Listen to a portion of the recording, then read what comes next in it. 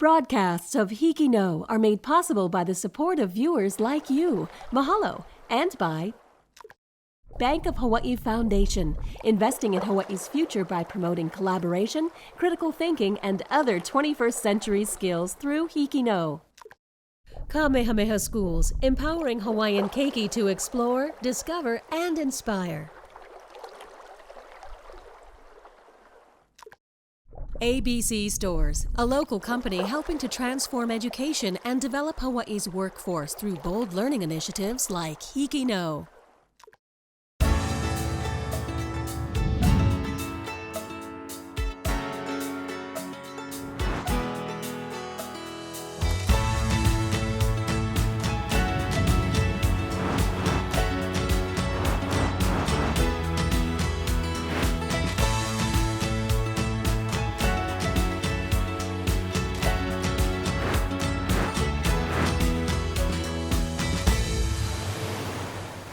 HIKI NŌ, Hawaii's new wave of storytellers.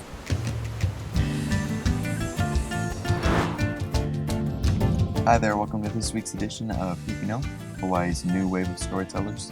I'm Ivan Elf, a junior at HP Baldwin High School on Maui, and I'll be your host for the next half hour. In this episode, we'll continue to explore how Hawaii students are managing life and school during the COVID-19 era in our ongoing series of student reflections. We'll meet a student who's taken it upon herself to help other students cope with some of the emotional and mental health issues that have arisen during the pandemic. We'll continue our HIKI NŌ 10th anniversary celebration by looking back at some of the top stories from our program's first decade. And we'll meet a HIKI NŌ alumna who went from high school journalist to professional TV news producer in just a few years. But first, here's my student reflection on life as we try to navigate the new normal. I recorded it on October 15th, 2020. Hi, this is Ivan Elf from HP Baldwin High School. I'm in Waiākea in my new car. I really like it. But I'm not here to talk about that. I'm here to talk about how distance learning has been affecting me personally. And I'm going to talk about it. Emotionally, it's been a little challenging and frustrating with all the constantly working on the computer and just sitting down all the time. And that leaves me less time to be focusing on myself and staying active and whatnot. Socially, I can't really interact with my friends as much as I used to be able to, not on a physical level at least. And I'm basically just stuck with my family for most of the day, even though it's not the worst thing ever. Something I noticed was that we're not really supposed to talk to classmates in a non-academic way anymore. And that really takes a lot of interpersonal communication away from my day-to-day life. And I've also gotten bored of a lot of the indoor activities I've been doing for like all of quarantine now. Academically, I feel like it's been tougher to really get the teachers' attention. In total, there's less school hours, but I feel like that makes the teachers think that they can give us a lot of work, which a lot of them do. And that leaves me sitting in the same spot, working on the computer for maybe 10 hours a day. Not the funnest thing to do. And despite all the negative things I just said, I'm really totally fine, and I'm sure I'll be fine with whatever happens in the future. We'll get through it together, and at the end of the day, the moral of the story is to just keep on keeping on. Now, from Waiākea High School on Oahu, here's a student who decided to do something about the emotional and mental stresses plaguing Hawaii teenagers during this pandemic. Alright, bye-bye. Because of COVID, every school had to figure out how they were going to handle distance learning. Different complexes, different schools had different plans. Moanalua High School decided to take on its first quarter with 100% distance learning. This has affected students' mental health at home after losing their normal routines. I'm going to circle the fives because they don't match. I didn't know how to handle this new way of learning, and also including the other problems that I was going through at the time. Just everything just wasn't gonna be good, and that I would disappoint my teachers and my parents too if I wasn't doing good in school. So that led me to have way more anxiety than I already had. I think that many students are feeling stress and anxiety, not only from the distance learning, but things are happening at home. For me, school was like an escape for like my problems at home and just like everything that was stressful in my life going on. I think they're outlets for physical activity, talking to their friends, the social interaction. Those things have been taken away. I had outlets like soccer and judo, and that was a really good way for me to not only get my mind off of all the schoolwork and student council stuff I was doing, but to just interact with my friends. In an effort to help other students cope with the isolation caused by distance learning, Taylor started a project geared to bringing awareness to teenagers' mental health. My project is researching the effects that the COVID-19 pandemic has had on teens and adolescents, and majority of teens and adolescents haven't been impacted by the virus itself, but the side effects of the virus, like being cooped up at home, being quarantined, not being able to go to school, play sports. As long as it helps just like one family, I think it'll be worth it. Taylor Katahiro hopes to start the difficult conversation about mental health and help teens find the support that they need. And she said it's helping her too. So she started with helping herself, and now she's trying to help other people who feel lost in this like technology and the digitalness that we're living right now. I'm not only hoping to educate and encourage kids to reach out to each other or to their teachers, but I'm hoping to encourage parents and teachers to really sit down and talk to their kids, talk to their students about how they're really feeling.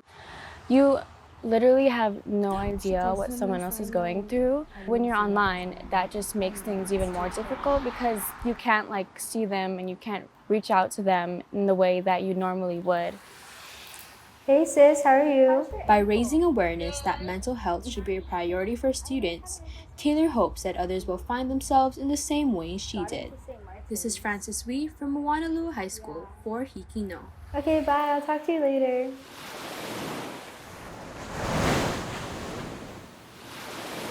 Hi, I'm Emmy Okinaka, a senior at Waiākea High School on the island of Hawaii. I'm recording this from my home on October 19th, 2020. Ever since the coronavirus pandemic started, I've been restricted from many activities. One of those activities is dancing. I am discouraged that I don't get to dance in my studio because I miss my friends and the ability to move around in a big space. But to make up for it, my dance studio has leaped into online classes. To be honest, virtual dance classes is a lot different than dancing in a studio. Sometimes we have internet issues, poor connection, or video lag. However, this is the only way my friends, my teachers, and I can dance together safely. Nonetheless, we still have a lot of fun. Even if I'm not in the studio, I'm grateful to continue dancing, even if it's through a screen. Okay, thank you. Good job today. Not even a global pandemic will stop me from doing what I love. And now, in commemoration of the 10th anniversary of HIKI NŌ coming up in February of 2021, here's our fourth feature in our series of profiles on outstanding HIKI NŌ alumni.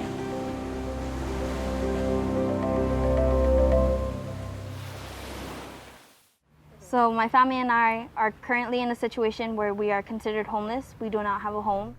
So a story about early college was actually a gateway for me to share with my friends what had been going on at home. And I had shared that story, and I remember my classmates stopping the camera, turning to me and said, "Victoria, why didn't you share this with us before?" So I told them, I said, "I didn't tell you because I didn't think it was that important. I'm still the same person. I'm still Victoria. It just happens to be that one of the circumstances I had went through in my life, put me and my family in that situation." So we had done the interview, and the executive producer at HIKI NŌ had said, he'd gone through the interview and saw the tidbit of gold in that interview and pulled that out to make that the bigger story. And for us, that was a jumping point of where we should go further. So not just being the subject of the story, but also helping in the production, I kind of pitched the idea like, hey, I can show you where I used to live. So I brought my classmates to where I used to live just to shoot some B-roll. They even caught some really good nat sound. I didn't like going to school just because I was afraid that everybody would tease me because I lived here. Bringing my classmates to where I'd lived, I think also helps them see what that story is like, to physically be there, and to help tell that story, is an experience that I think a lot of storytellers need to have, to put themselves inside the subject's shoes. It hurts me when somebody says, oh, look at that homeless dude sleeping on the sidewalk. You don't know their story. Don't judge them for what they couldn't handle. I really think that this interview and this story was a vessel. It wasn't just about me. It was the bigger picture. You know, there were hundreds of students, thousands of students maybe across the state that are homeless, and they still go to school, they still struggle, but they're trying their best to make sure that they can better themselves. And I'm just one of those people. After participating with HIKI NŌ, it really influenced me in my career today. I saw how important it was to be a storyteller, to share people's stories, and that if I had a story to tell, that other people did as well. So I graduated in 2014 and went to school at University of Hawaii at Manoa. I didn't know what I wanted to do yet, so I decided to take both film and journalism because they were both passions of mine in high school. And then when I had graduated, I was still working at UH as a student videographer for our department that I was in. And I had gotten a call from a friend of mine that I had met through my internship at Hawaii News Now, and said, hey, we have a job opening, a producer job opening at KITV. I remember just thinking, like, you know, I don't have any experience as a producer. All I remember producing was a student broadcast that I had done in college. You know, am I even qualified for this position? So I had taken the job at KITV, and now I'm the producer for the 6 p.m. show, primetime Hawaii's only hour-long newscast. And it took a long time to get there, and I'm still learning today as it is. She always does the on-cameras perfectly. I really like when she does them. When I was first hired as a producer at KITV, I didn't know what they saw in me when they hired me. I was just a student fresh out of college. I didn't have any experience as a producer, and to take on responsibility of putting together a newscast that people across the state can see was really, really, really nerve-wracking. I had asked a couple of my colleagues, I said, you know, I had my doubts. I was like, you know, maybe I don't belong here, or, you know, I'm younger than my anchors, maybe they don't trust me. And he said, you know, they wouldn't have hired you if they didn't see something in you. And, you know, just going back to my roots as a storyteller in high school and in college, that is true. You know, I have that potential that if I can see somebody's story, then why can't I do that for an entire newscast? That there are stories out there that are important. You know, and I think that they saw that, and I think they also saw my drive as a storyteller. Headroom on camera 2. Headroom on camera 2. I didn't think I'd be where I'm at today, and if it wasn't for HIKI NŌ, I really wouldn't be here at all. And just being able to, you know, share my story at the beginning and now being able to tell the community stories, I think is an amazing feat. I think that if 17-year-old me saw 24-year-old me now, she'd be super proud.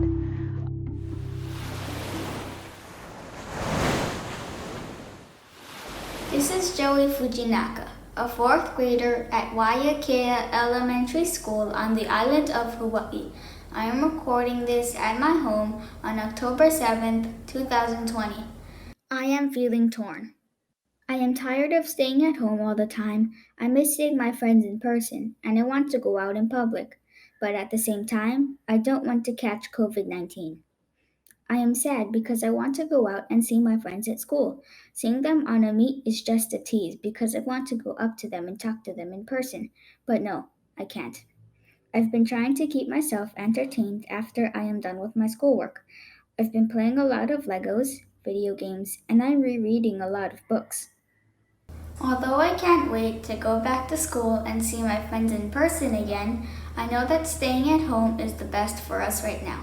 There are brighter days ahead. We just need to be patient.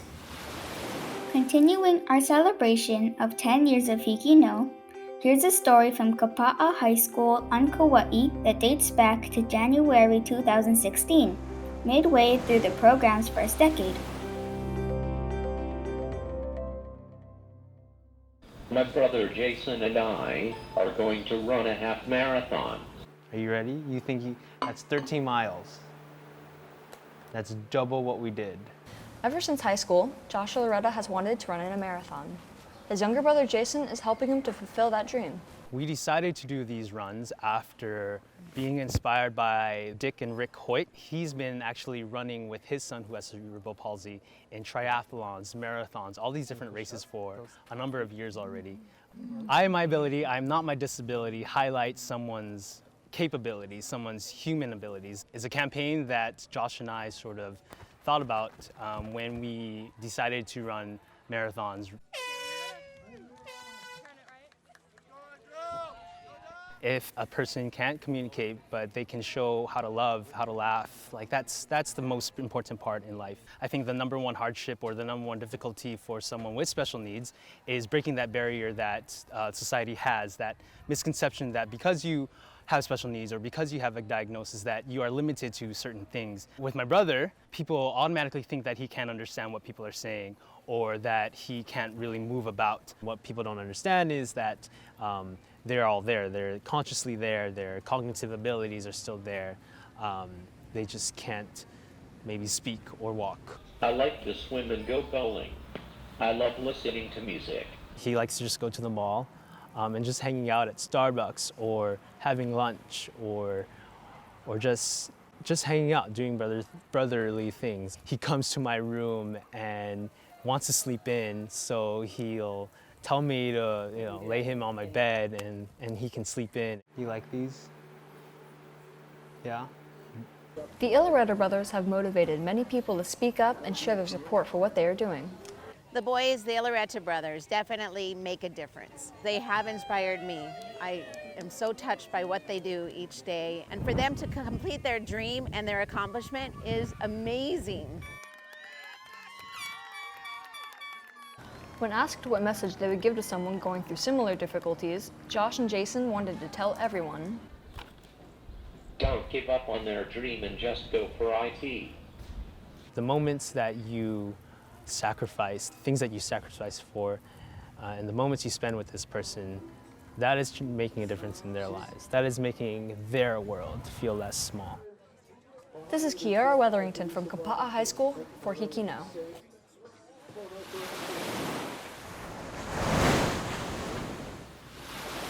This is Ayana Brenner, and I am a senior at Hawaii Technology Academy.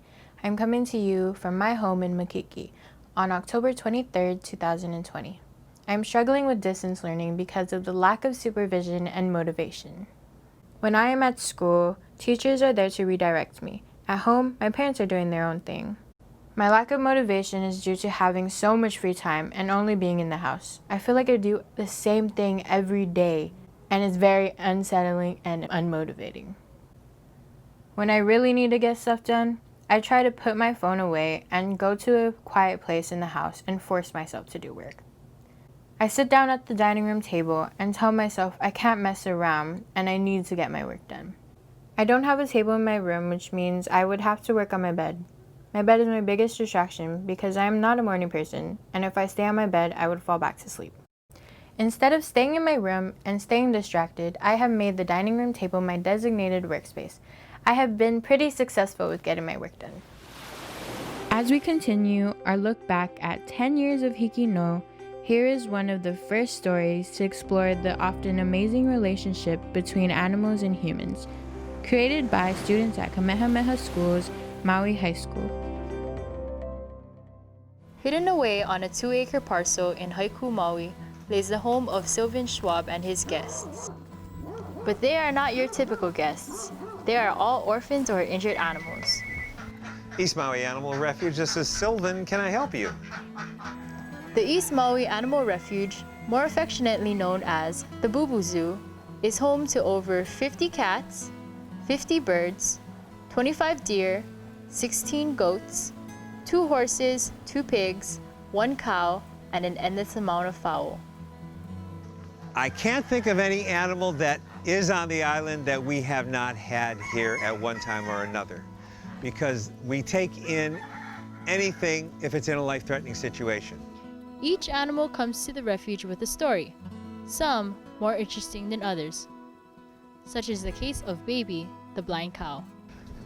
She was born blind, which is why we took her in. She was already named Baby when she came. Along with pretty much all of the animals that we have here, they come because they're in some kind of life-threatening situation. This is Gabriel. Gabriel is our oldest goat. As you can see, he's really scrawny because if he was a person, he'd be about 95 years old.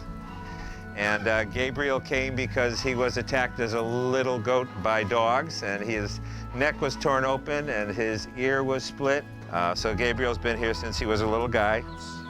So what motivates a person to turn their home into an animal sanctuary? Well, it turns out that the animals aren't the only ones with a special story. We started out just doing this because when I met my wife, Susie, I found out shortly after I met her that she had cancer and that it was not treatable through allopathic medicine on the mainland. So she basically came to Maui to die. And part of her treatment was occupational therapy to have a drive to survive. So when I found out she had cancer, I started collecting sick little critters for her. And that's how the Boo Boo Zoo started.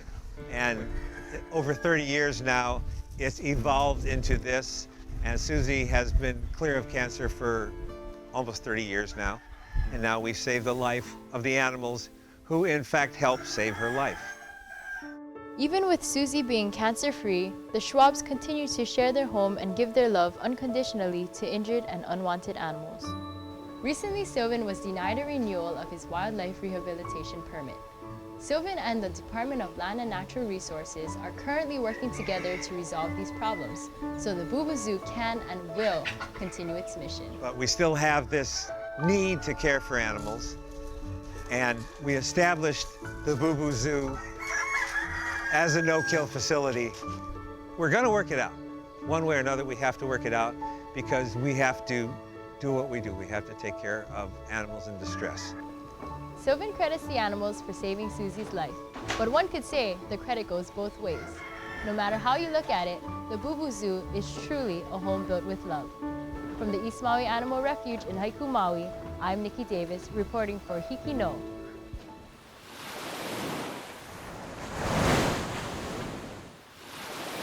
Aloha.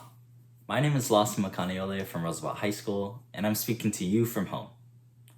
As a result of distance learning and senior year laziness, also known as senioritis, I have felt little to no motivation to do my schoolwork or anything school-related.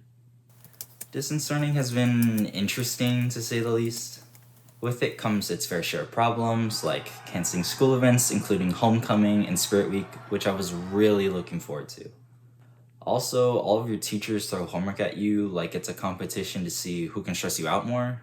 And worst of it all is struggling with preparation for college. All of it can start to feel overwhelming to deal with and has ultimately made me feel like giving up on school completely. To counteract this, I've started to do things I normally wouldn't. I've practiced card shuffling, learned more songs on my ukulele, and have been cleaning and trying to be more organized. I believe that if I'm able to find motivation doing the trivial things, then maybe I'll be able to find my motivation for school again and finish my high school career strong. Until then, I'll keep trying. Now, as part of our celebration of the upcoming 10th anniversary of HIKI NŌ, let's take a look at a story from Lahainuluna High School on Maui. Dating back to October of 2013, it's one of the first examples of what became known as the personal profile. Being half Micronesian and half Filipino and coming here, living here, is hard for me. Kimberly Yap is a senior at Lahainuluna High School. At the age of 5, Kim moved with her parents and a few close family members from Kiribati, a small Micronesian island, to Maui. My family moved here looking for a better life, looking for better education for myself. Right now, our island, Kiribati, is sinking from global warming, and there's nothing they can do. There's nothing anybody can do. It's a poor community, you know? It hasn't evolved yet into what this world has come to.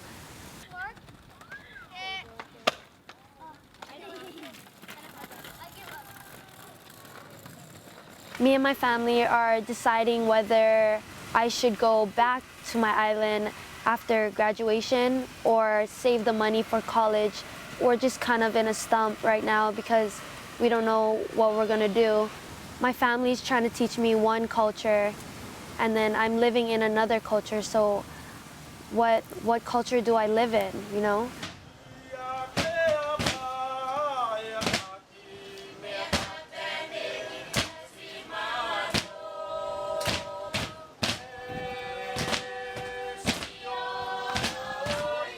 My family's very strict. Girls aren't allowed to cut their hair. They're not allowed to dye their hair. You're supposed to live conservative. Being a girl, in our tradition, you can't be out late and you just have so much rules, you know. You have to be the one to take care of the siblings and cook all the meals.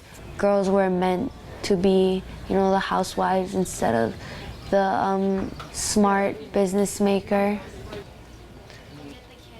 The main focus or the main cultural thing about Kiribati is just to respect your elders and to respect the ones around you, and I think that's really stuck onto me and it's been like my life. It is who I am and I'm proud of who I am. Not going back home is like losing a big part of my life, but this is home now. I don't want to be a housewife, and I think that's why the best choice for me is to go to college. I need to grow up, and I think going to college, getting a good job, maybe going back home, showing my family that I'm successful in life could really like help us out. This is Sophia Freddy from Lahainaluna High School for HIKI NŌ. Thank you for watching this episode of HIKI NŌ Can Do. Be sure to tune in next week for more student reflections on school and life as we learn to deal with this new reality. Plus, we'll continue our look back at 10 years of HIKI NŌ, Hawaii's new wave of storytellers.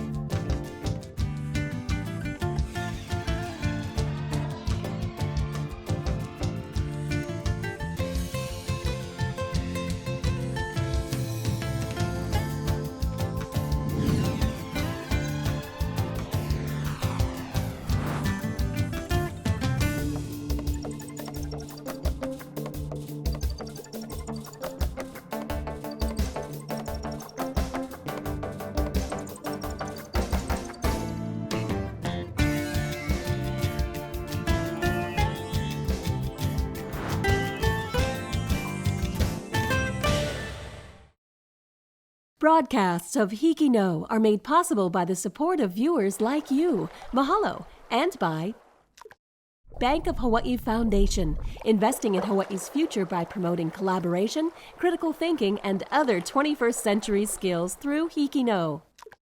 Kamehameha Schools, empowering Hawaiian keiki to explore, discover, and inspire.